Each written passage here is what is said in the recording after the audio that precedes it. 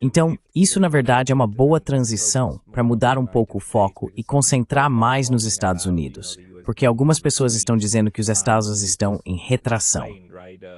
E você acabou de explicar quais são as prováveis intenções dos Estados Unidos.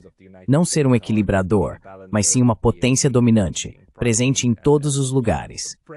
Mas é um momento meio estranho, porque vemos como os Estados têm uma política para a Ucrânia, uma política para o Oriente Médio e a Ásia Ocidental, uma política de genocídio em Gaza, e se inserem em todos os lugares.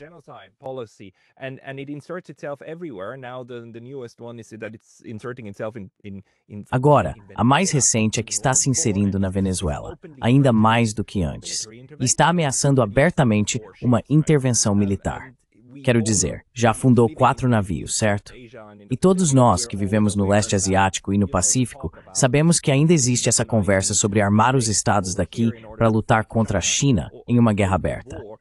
Ao mesmo tempo, porém, parece que a retórica vinda de Washington é: queremos focar mais em nosso hemisfério. Como você entende isso?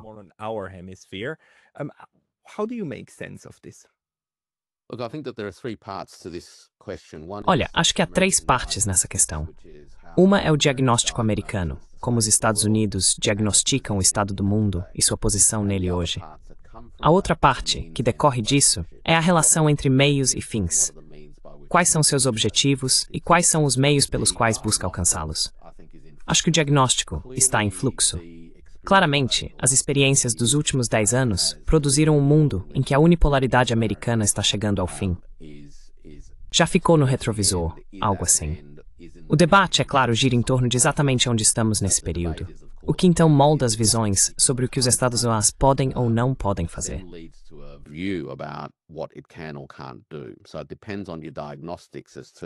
Então, tudo depende do seu diagnóstico em relação aos seus objetivos.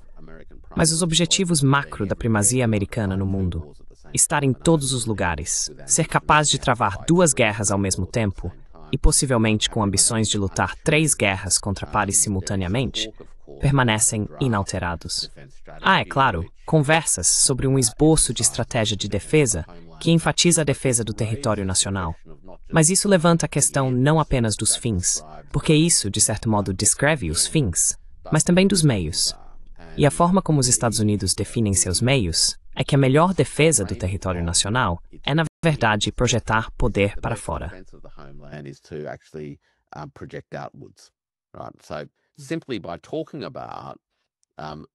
Portanto, simplesmente falar sobre a primazia de proteger o território nacional não significa necessariamente que tenha mudado seu sentido estratégico mais amplo, que é o de projetar-se para fora. Dito isso, também enfrenta restrições materiais. Ainda pode ter o objetivo de alcançar a dominância em nome da proteção do território nacional. Ainda pode ter a ambição estratégica de fazer isso projetando-se externamente, mas não pode fazê-lo da mesma forma que antes, porque não possui mais os meios para isso. E está operando em um ambiente onde aqueles que considera seus pares são muito mais fortes do que costumavam ser.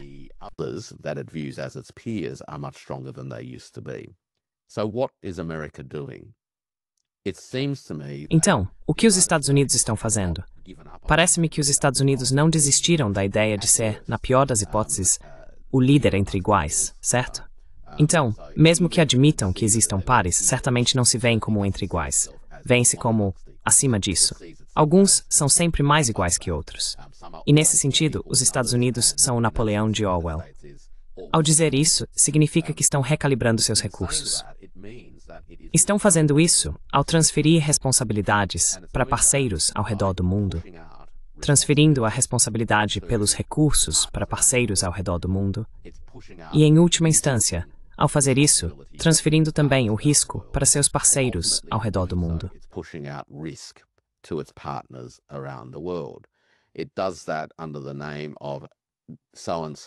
Faz isso sob o lema de tal país precisa fazer mais pela própria defesa. Eles precisam gastar mais. Então, onde quer que os Estados Unidos tenham ido, tem pressionado seus aliados a aumentar os gastos com defesa, como porcentagem do PIB, e, ao mesmo tempo, a comprar mais equipamentos militares dos próprios Estados Unidos. Assim, os estados esses estão basicamente dizendo: vocês assumem o papel de linha de frente. Vimos um exemplo disso, é claro, tragicamente, nos últimos 3 anos na Ucrânia.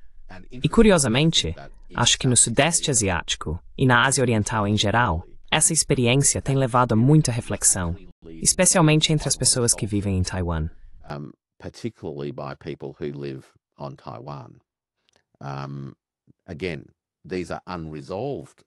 Novamente, essas são questões não resolvidas, mas há claramente uma mudança em muitas atitudes públicas e até mesmo no discurso das elites sobre o futuro da defesa de Taiwan pelos Estados Unidos e o que a experiência da Ucrânia nos ensina.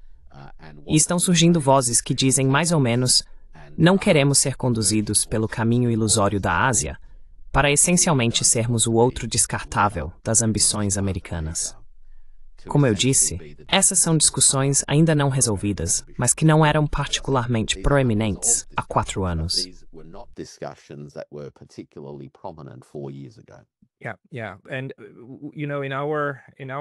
Sim, sim. E você sabe, no nosso meio aqui, no nosso cantinho da internet, como eu às vezes digo, nós fazemos análises sobre o que está acontecendo nesses estados do leste e sudeste asiático em relação a quão subservientes certos estados são ou não aos interesses dos Estados-membros. Brian Berletic fez um argumento muito importante. Veja, o que está acontecendo atualmente, o que aconteceu no Nepal, os protestos nas Filipinas e os protestos na Indonésia.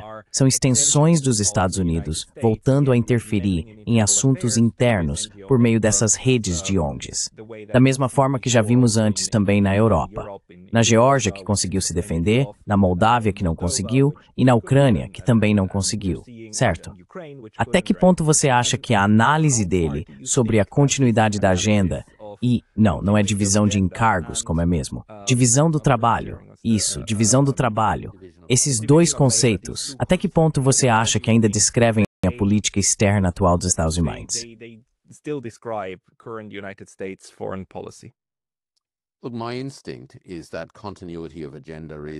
Olha, meu instinto é que a continuidade da agenda está correta. Na verdade, não houve uma mudança fundamental na agenda. A questão da divisão de trabalho, como tentei abordar antes, é um conceito que acho que precisa ser mais explorado, porque essa divisão de trabalho está assumindo formas muito específicas, seja transferindo responsabilidades e riscos de recursos para os parceiros, ou, é claro, mobilizando as redes de ONGs como parte das maneiras pelas quais os Estados Unidos podem usar os recursos de que dispõem, em nome de desestabilizar as regiões de seus adversários para ganhar tempo, ou algo do tipo. To either buy time or what have you. But what's interesting, I think, about these moves is that Mas o que acho interessante sobre essas ações é que elas não são isentas de consequências. À medida que os Estados Unidos transferem responsabilidades para os parceiros, ou insistem que esses parceiros assumam mais recursos, responsabilidades e riscos, também se abre um espaço em que alguns parceiros ou aliados verão tanto riscos quanto oportunidades. Penso, por exemplo, no Japão, que, ao meu ver, enxergou essa recalibração como uma pequena janela de oportunidade para talvez reafirmar, em certa medida, um certo nível de autonomia japonesa. Agora há limitações em tudo isso.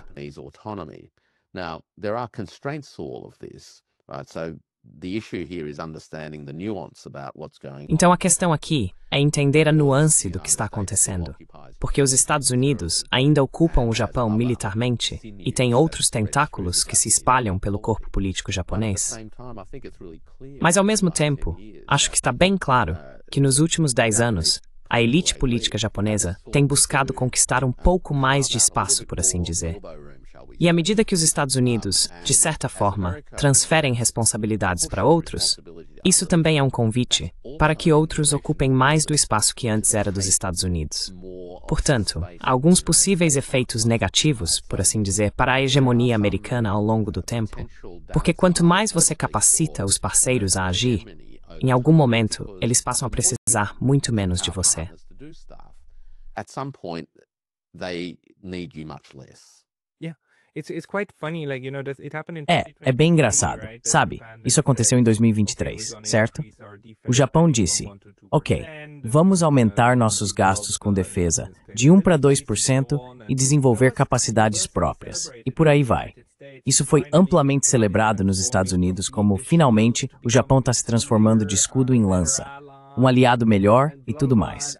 E eu só pensei comigo mesmo, vocês estão meio que interpretando isso errado, porque dentro do Japão, basicamente, existem dois grupos. Um que diz que precisamos de mais gastos militares para apoiar mais os Estados Unidos, e outro que diz que precisamos gastar mais porque não podemos mais confiar nos Estados Unidos.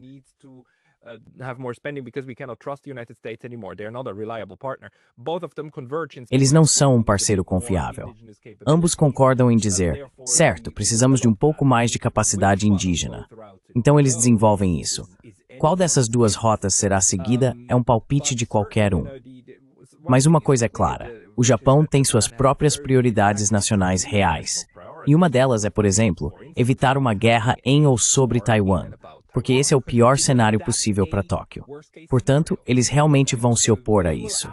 Algo que já estão fazendo, por meio de sua política externa, tentando ao menos manter interações com o Ministério da Defesa da China, e assim por diante, e preservando uma relação em nível operacional que, na verdade, está indo razoavelmente bem.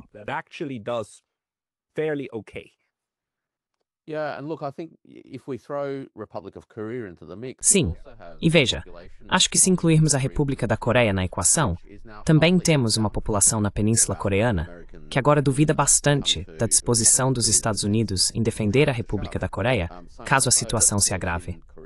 Tanto que, claro, na Coreia do Sul, há vozes significativas clamando pela nuclearização do país. E também sei que no Japão, há algumas vozes nesse mesmo sentido. Obviamente, no caso do Japão, essa questão tem suas próprias sensibilidades. E muito. Mas claramente, há uma dúvida sobre a confiabilidade dos Estados Unidos, que abriu um espaço que não se pode fechar com tanta facilidade. Então, embora haja continuidade na agenda, o fato de que os Estados Unidos já não têm exatamente os meios para levar essa agenda adiante como antes, significa que a relação entre meios e fins se desarticulou. Has meant that its means end couple has decoupled, and by having to. E ao ter que criar essas outras iniciativas, seja o Quad ou as parcerias entre Filipinas, Japão e Estados Unidos, esses minilaterais formam uma rede que, na verdade, revela uma certa fragilidade na projeção dos Estados Unidos na região, além de abrir espaços em que os países se sentem inseguros e preocupados. Mas também é um espaço onde eles podem explorar maneiras de atender às próprias necessidades. Agora, as consequências disso são totalmente abertas. Não há um resultado determinista aqui. Mas Japão, as duas Coreias, China e, claro, Rússia, nessa parte nordeste da Ásia, têm todos bons motivos para buscar formas de construir um resultado de segurança significativo, reconhecendo que desses 5 países, 3 possuem capacidade nuclear, e os outros 2 dependem de outra potência nuclear, que está muito distante.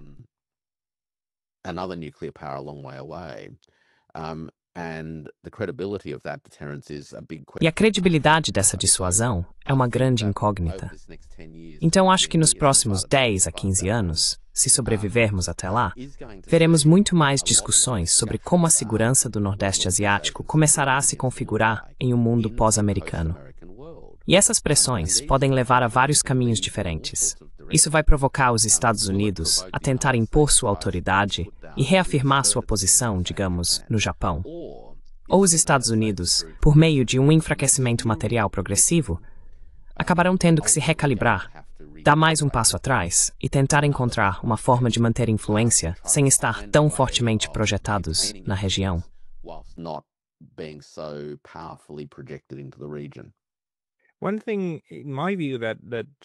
Uma coisa que, na minha opinião, mudou de forma bastante dramática em relação a, digamos, 40 anos atrás, vamos aos anos 1980, foi que, como você disse antes, havia uma grande adesão ao sistema gerado pelos Estados Unidos.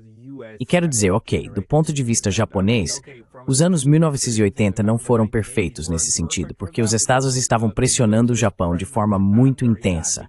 Mais ou menos como pressionam a China agora, embora com a China isso seja muito mais exagerado. Mas os japoneses tiveram uma experiência semelhante.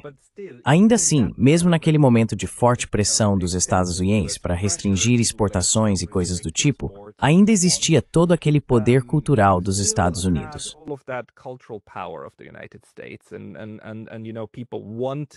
E você sabe, as pessoas queriam fazer parte disso, ter acesso à música, a todo o envolvimento com o poder brando, as calças jeans e tudo mais, que ainda era uma coisa. Mas agora muitos novos espaços estão se abrindo, certo? Você também vê isso no campo cultural. Pessoas aderindo à cultura coreana e também à cultura chinesa, a novas parcerias. E os Estados Unidos, quanto mais fazem isso, quanto mais tentam parecer fortes, mais acabam parecendo um valentão, e são percebidos dessa forma. Você tem alguma opinião sobre como isso está mudando o cenário?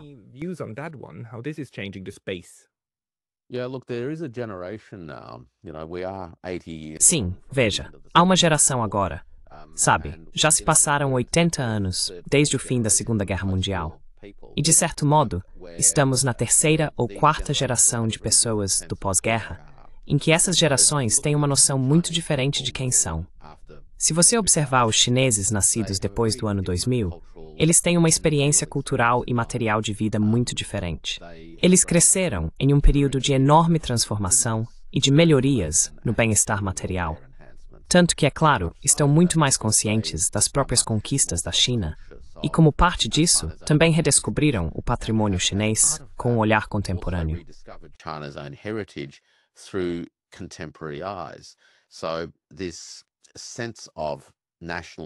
Então, esse senso de nacionalismo, que, claro, é uma faca de dois gumes, como entendemos, tornou-se mais pronunciado. Acho que vemos isso também na Coreia, no Japão e em outras partes da Ásia, onde 80 anos após o fim da Segunda Guerra Mundial, talvez 6 ou 7 décadas após o fim formal do colonialismo, estamos começando a ver os países perceberem que têm muito de si mesmos a oferecer. E talvez a própria experiência da China em seu crescimento e sua capacidade agora de se manter firme diante da pressão americana realmente dê alguma coragem a outros para trazerem o melhor de si à mesa.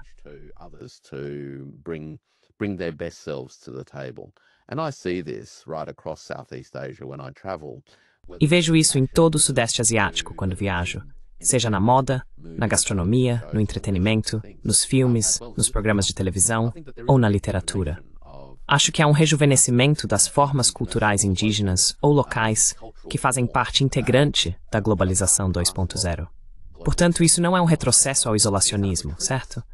Na verdade, é uma expressão de soberania nacional e civilizacional no contexto de ser cidadão global. E acredito que essa é uma combinação bastante profunda.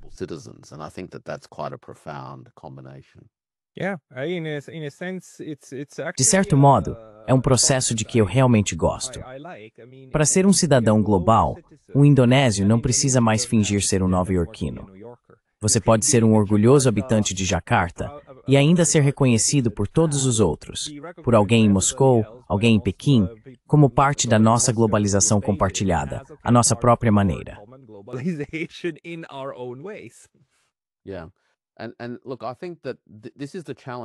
Sim. E veja, acho que esse é o desafio que enfrentamos agora, certo? Como lidamos com essa fase de diferença, em que a hegemonia cultural, social, econômica, financeira e a primazia militar dão lugar à pluralidade, e em que a pluralidade, em nível internacional, possa florescer de maneiras coesas, em vez de divisivas? Esse é o desafio, porque em nível doméstico vemos, por exemplo, nos Estados Unidos, a pluralidade, especialmente a pluralidade cultural, sendo enquadrada como a semente de uma ameaça à americanidade e à coesão americana, como cultura e como nação. E quaisquer que sejam essas ameaças, agora definidas como o inimigo interno, estão sendo tratadas como ameaças à própria civilização americana. Então, os Estados Unidos estão lutando agora com essa ideia de pluralidade dentro de sua própria estrutura política.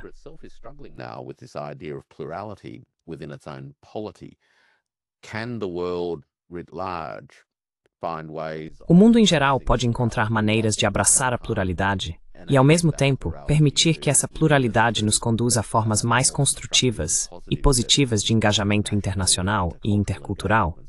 Ou isso se torna novamente a base para divisões e guerras?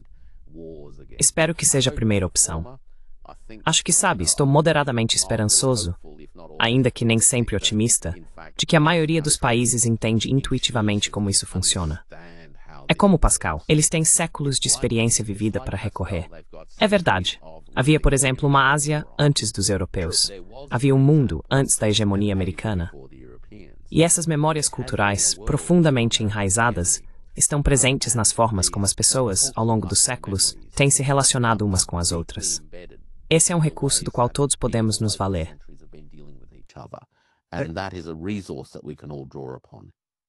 Warwick, você precisa me explicar isso. Quero dizer, antes de os europeus descobrirem a Ásia, como alguém saberia sobre ela?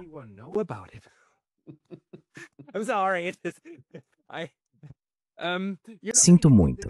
Sabe, quero dizer, esse tipo de mentalidade, não tô brincando, ainda existe. É esse tipo de coisa que realmente me frustra nos europeus. Mas talvez, só como um último ponto, eu concorde com você. Os perigos estão aí, mas as oportunidades também. Uma das coisas que mais me incomoda é pensar em quantos exemplos temos, mesmo na história recente, de sociedades multiculturais e pluralistas, que de repente, ou pelo menos na aparência, se fragmentam. A Iugoslávia está aí do Diwen. Havia este plano europeu, sabe, da forma o Império Austro-Húngaro e os desintegrei. The way that Austria, Hungary, like and so on, broke apart. You have the Eurasian mainland is. O continente euroasiático é uma história contínua, de Portugal a Vladivostok, Pequim e Singapura, de, digamos, pluralismo, e também até a Indonésia, certo? A cada 20 ou 30 quilômetros, os dialetos começam a mudar. E às vezes isso ocorre bem, mas em outras ocasiões pode ser destruído de dentro para fora. Quero dizer, a União Soviética foi destruída por causa do nacionalismo. Os russos quiseram sair. Então, como você avalia a ameaça de esse pluralismo dar errado novamente, no sentido de se transformar em um nacionalismo tóxico que destrói comunidades que antes viviam juntas?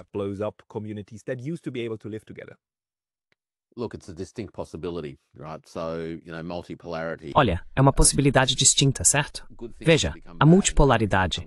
Coisas boas podem se tornar ruins, e coisas ruins podem se tornar boas.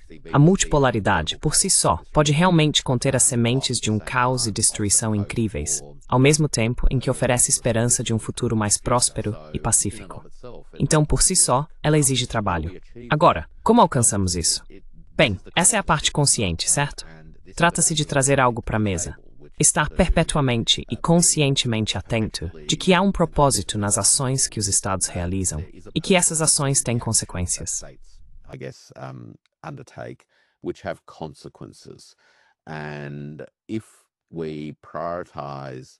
E se priorizarmos a paz, a estabilidade e a prosperidade como objetivos importantes e, de fato, fundamentais de existência, então tudo o que fazemos precisa ser calibrado em relação a esses objetivos.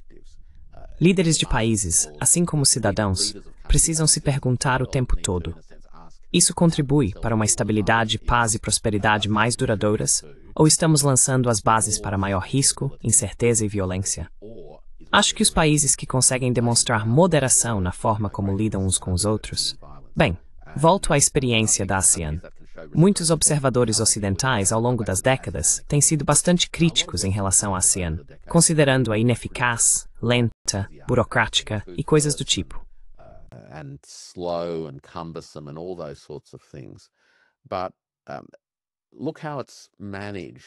Mas veja como conseguiu garantir que uma diversidade tão grande de culturas e povos tenha conseguido se virar, conviver e realizar coisas juntos. Sim, claro, é mais lento do que alguém chegar e dar uma pancada na cabeça de outro dizendo é isso que você vai fazer e impor uma resposta ou solução de cima para baixo. Mas é muito mais sustentável quando há engajamento. Leva tempo e esforço, porém, e acho que se conseguirmos trazer esse tipo de ethos de forma mais consciente para a mesa, então a multipolaridade, a multinodalidade, ou seja, lá como acabarmos chamando esse mundo, é algo com que podemos trabalhar e para o qual podemos contribuir.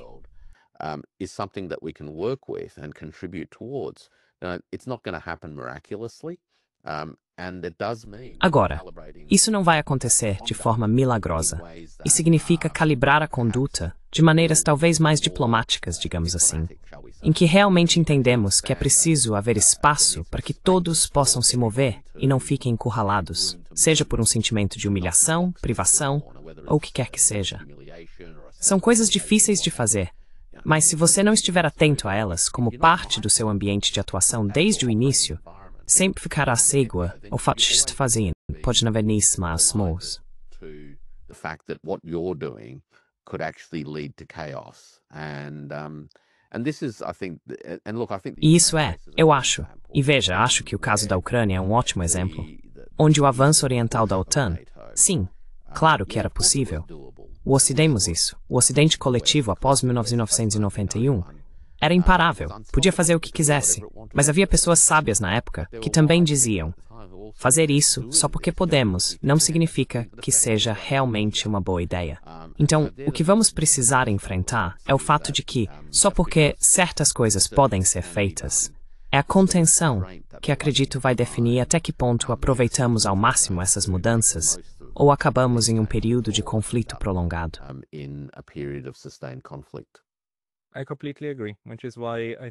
Concordo completamente. E é por isso que acho que apoiar as vozes que pedem moderação e cautela não é algo ruim. Ulrich, muito obrigado por uma ótima e abrangente conversa. Para as pessoas que quiserem te acompanhar, acho que vou indicá-las ao Substack, porque você tem um Substack maravilhoso que eu realmente aprecio. Você sempre oferece ótimas análises e dados. Algum outro lugar onde as pessoas possam te encontrar? Is there any other place where people should go to find you? Look, I'm doing my own little channel, but it's, Olha, estou fazendo meu próprio canalzinho, mas é onde tento trazer vozes asiáticas em particular para a conversa. Então, Two Talks com Warwick Powell. Seria divertido se as pessoas dessem uma passada por lá. Eu só faço um programa por semana, então estou longe de ser tão produtivo ou prolífico quanto você. Mas o Substack provavelmente é um ótimo lugar para as pessoas acompanharem as coisas que estão me incomodando e que estou tentando entender por conta própria. bothering me and that I'm trying to work through myself. Everybody go and check out Warwick Powell's. Pessoal, confiram o canal do Warwick Powell no YouTube, o Substack dele e a conta dele no X. Os links estarão na descrição abaixo. Na verdade, vi que o YouTube tem um novo recurso em que podemos fazer colaborações e ambos aparecemos como canais. Vamos testar, nos vincular e ver até onde esse vídeo vai. Certo, Warwick. Muito obrigado. Okay. Warwick, Let's thank try you very that. much. Absolutely. Prazer absoluto novamente, Pascal.